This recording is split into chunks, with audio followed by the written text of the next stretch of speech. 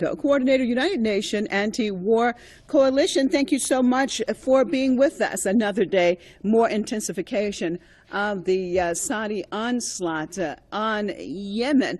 What is it going to take for the international community to pay some type of attention and to put pressure on Riyadh to stop these attacks? How do you see it? Well, the news media, at least in the United States, is not covering Yemen at all.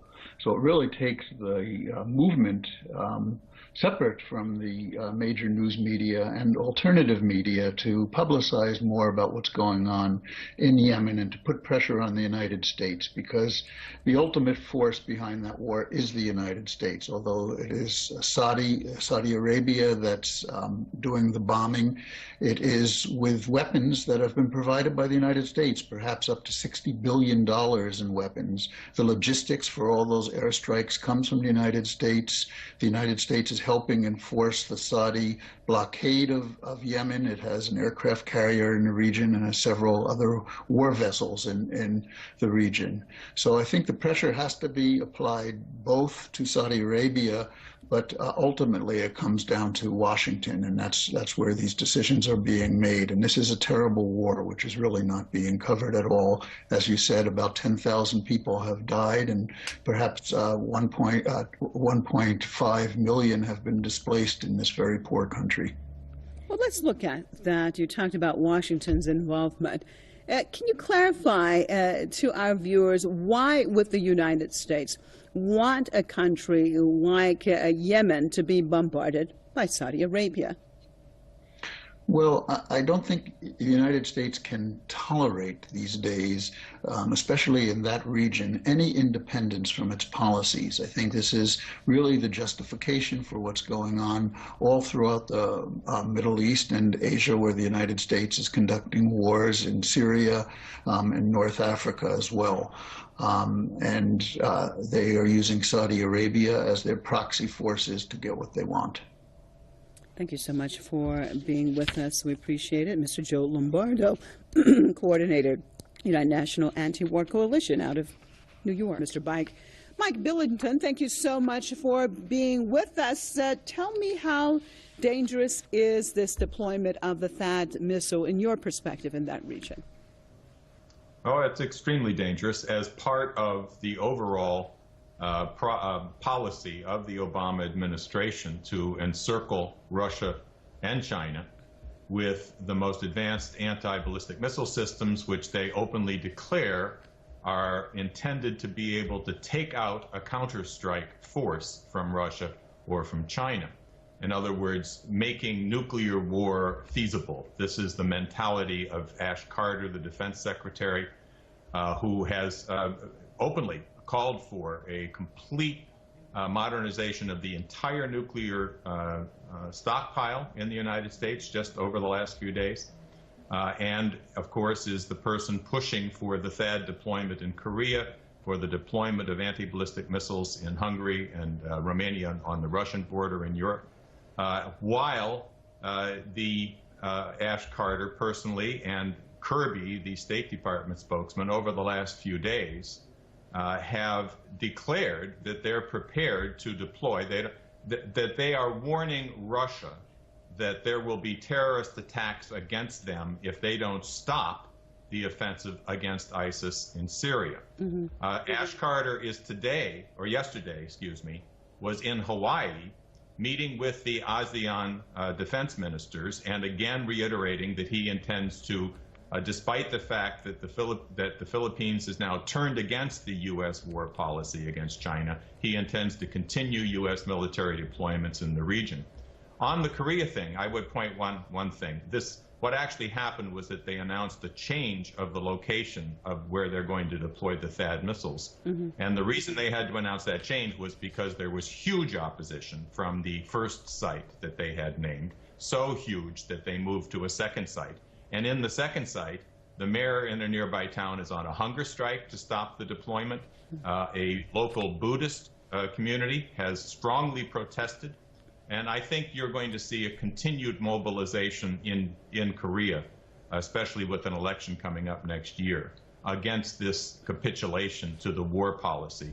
I think it's generally known throughout Korea and throughout Asia that this THAAD missile deployment is useless against the North Korean provocation, if there were to be one, but is aimed instead, both the THAAD missile and the radar systems, at encircling China and Russia's Far East.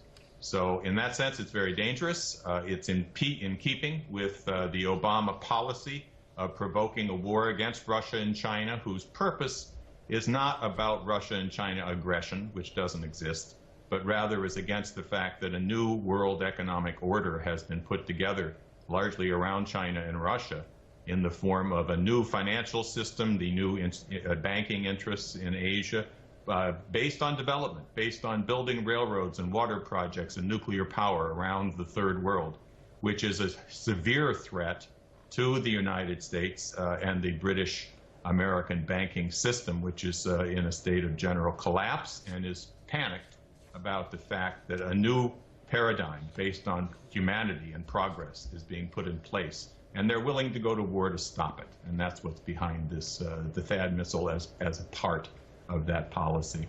All right. Thank you so much for being with us out of Leesburg, Mr. Mike Billington from the Executive Intelligence Review. Mimi Lahmi, Syrian activist and political commentator, live out of Australia. Mimi Allaham, Ms. Allaham, thank you so much for being with us. So, Turkish troops are in Syria and Iraq against the will of the governments in Baghdad and Damascus. And now the Turkish parliament has even gone ahead to extend the mandate of Turkish forces in those two countries. Isn't this a violation of sovereignty and territorial integrity of both Iraq and Syria, especially Syria? And is even the Turkish government and parliament, is it allowed to do so?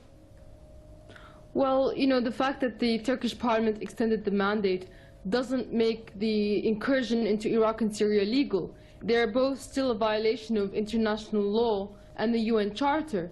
Both Iraq and Syria have not allowed Turkey to do this.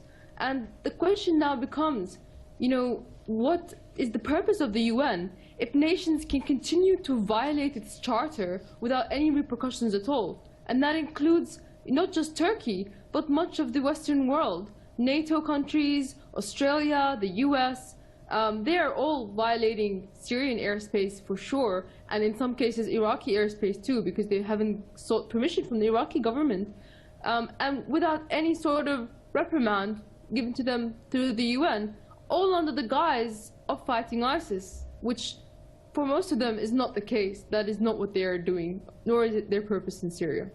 Exactly. It seems like just because Syria at the moment is a war-torn country, there's so much fighting going on, there are so many groups fighting the central government in Damascus, that Turkey is now, don't you think is now actually taking advantage of the situation to move into the Syrian soil to gain what it really wants? I think that it's a manifold situation. All of the countries in the West, NATO, the US, Turkey, are exploiting the ISIS growth for their own agenda. In the US's position, they want to create a Kurdish state in northwest Syria, and ISIS is providing the perfect reason to do so. They want to install their bases, and they want to take the oil, which is also in the northeast of Syria. For the Turkish government, they want to, of course, overthrow the Syrian government. They want to take Aleppo, and also they want to prevent the Kurdish state that the US wants to install. And this current incursion into Syria is for those reasons, to prevent the creation of a Kurdish state and to try to allow the Al-Qaeda terrorists to continue their insurgency in Aleppo. And I think that, you know, in terms of suppressing the Kurdish separatist aspirations, that may aid Damascus. However, Turkey, you know, there's no way we can be sure that it's going to remain on those boundaries. It's probably going to transgress and go further. And of course, in that situation, it's left to the Syrian government to do something about it. They have shot down the Turkish jet in the past. And so perhaps, you know, if Turkey were to cross those invisible lines set by Damascus, then we might see something similar. So is it safe to conclude that Turkey's incursion into Syria is not just a Turkish decision, and it's being done and carried out, and even the latest extension of the for the presence of Turkish troops in Syria and Iraq is being done after receiving the green light from some countries, both inside and outside the region, who see their gains in the presence of and incursion of Turkish troops into Syria and Iraq?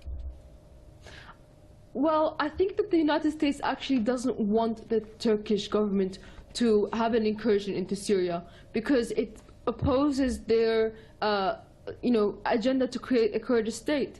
However, I think that they can't say no to Turkey because Turkey basically has influence over most of the insurgent terrorist groups inside Syria, and the U.S. cannot do without that influence right now, especially when trying to have some sort of diplomacy and influence in Syria, with Russia. And of course, Turkey is a member of NATO.